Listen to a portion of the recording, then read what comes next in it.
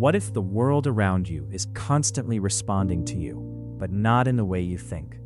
Not because the universe is secretly rearranging itself according to your wishes, not because every thought magically becomes reality, but because who you are influences what you notice, what you expect, how you behave, and ultimately what kind of experiences you repeatedly create. The strange part is that you may be participating in this process every day without ever realizing it. Perhaps the life you're experiencing isn't simply a reflection of what has happened to you. Perhaps in subtle ways, it is also responding to the person you have learned to become. And if that's true, then an uncomfortable question appears. What exactly is your reality responding to? Your circumstances, your thoughts, your identity, or something deeper? To understand this, we have to begin with a simple observation. Two people can walk through the same world and experience completely different lives. One enters a crowded room and feels invisible. Another enters the same room and feels connected. One sees a difficult conversation as a threat. Another sees it as an opportunity for honesty. One encounters failure and thinks, "This proves I can't do it." Another thinks, "Now I know what I need to change." The event is the same, but the reality experienced by each person is not. This doesn't mean reality is entirely subjective. The physical world exists independently of our opinions. Gravity doesn't change because we believe differently. Neither does loss, illness, or injustice disappear through positive thinking. But between the world that exists and the world we experience, there is a remarkable layer of interpretation, and that layer is shaped by who we are. Psychology has explored this in many forms. Our expectations influence attention. Our beliefs influence interpretation. Our emotional states affect what we notice. Our previous experiences help determine what we anticipate next. In simple terms, the mind is constantly asking, "What does this mean?" And often, it answers before we consciously realize we've asked the question. Imagine someone who secretly believes they're unworthy of love. They meet someone kind. At first, everything seems promising. But eventually, the person becomes distant for a day. A message goes unanswered. The mind begins interpreting. They're losing interest. I knew this would happen. They'll leave eventually. Fear appears. The person becomes guarded. They withdraw, or become excessively demanding of reassurance.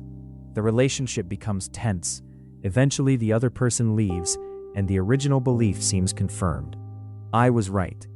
But was the belief actually predicting reality, or was it influencing behavior in a way that helped create the very outcome it feared?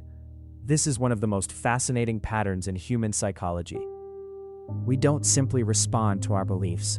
Sometimes, our beliefs influence the behavior that produces evidence for them. The world seems to confirm what we already expected, and the cycle becomes almost invisible. Carl Jung explored a deeper version of this idea through his concept of the unconscious. He believed that parts of our psyche remain outside conscious awareness, yet continue influencing our behavior. Until those patterns become conscious, we may experience them as fate. The same relationship, the same conflict, the same emotional wound, the same ending. Different characters, different circumstances, same story. Jung's perspective suggests that what appears to be an external pattern may sometimes have an internal origin. Not always, and certainly not in every situation. Life contains genuine randomness and circumstances beyond our control. But when the same emotional experience follows us everywhere, it may be worth asking whether we are carrying something with us. Perhaps the world isn't repeating itself. Perhaps we are. This is where the idea behind today's title becomes interesting. Reality responds to who you are.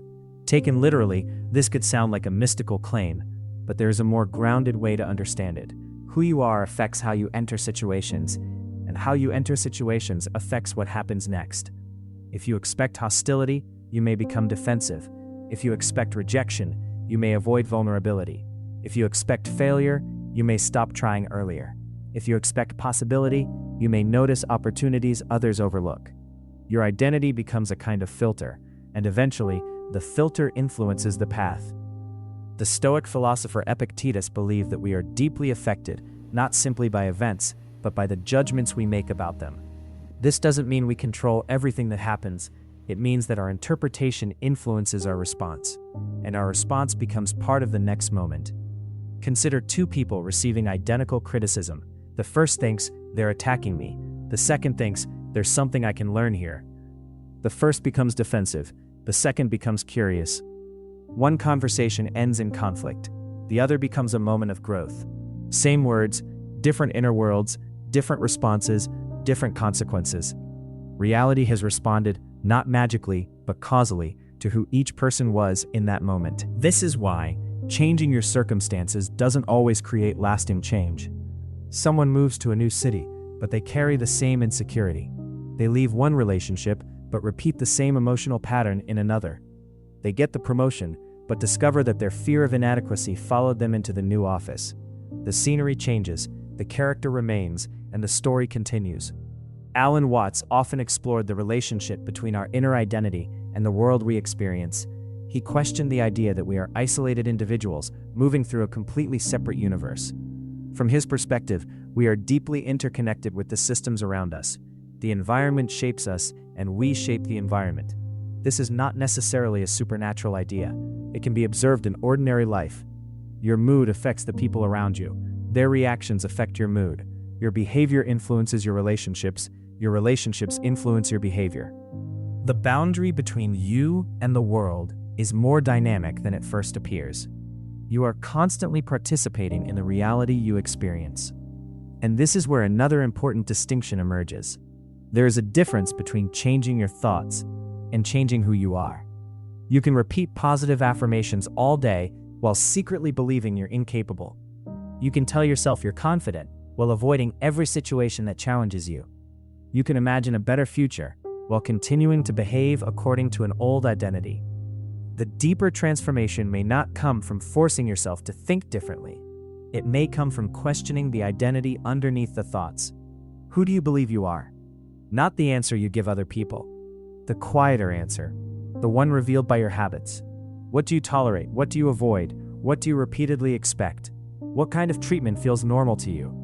These questions can be uncomfortable because identity is often invisible from the inside. We don't experience it as a belief. We experience it as reality. Someone who believes they don't deserve respect may not consciously think, I deserve disrespect. Instead, they simply remain in environments where disrespect feels familiar. Someone who believes they must earn love may constantly perform for others. Someone who believes they are powerless may stop looking for choices. The belief disappears beneath behavior, and behavior becomes a life. Viktor Frankl's work offers another perspective. He argued that even under extreme circumstances, humans retain some capacity to choose their response. He didn't deny suffering. He didn't suggest that every situation can be overcome through mindset. His insight was more subtle. Even when we cannot choose what happens, there may still be a space in which we can choose how we meet what happens. That space matters, because your response becomes part of who you are, and who you are influences what you do next. This creates a chain. Perception shapes interpretation, interpretation shapes emotion. Emotion influences behavior. Behavior produces consequences. Consequences become experiences. Experiences reinforce beliefs, and those beliefs shape perception again. A loop. But loops can be interrupted, usually not by changing everything at once, but by noticing the moment where the pattern begins. The next time you feel rejected, pause before deciding what it means. The next time you feel afraid, ask what you're predicting. The next time you say, "This always happens to me," ask whether it truly always happens, or whether you've become especially sensitive to noticing it. This isn't about blaming yourself for your problems. That would be another trap. You are not responsible for everything that happens to you. But becoming aware of your patterns can reveal something more useful than blame. It reveals possibility, because if your identity influences how you experience life, then identity is not necessarily fixed. It can evolve. The person who once avoided every difficult conversation can learn to speak honestly. The person who believed they were incapable can begin taking small risks. The person who expected rejection can slowly learn to tolerate vulnerability, not because reality suddenly becomes perfect, but because they begin meeting reality as a different person, and reality responds accordingly.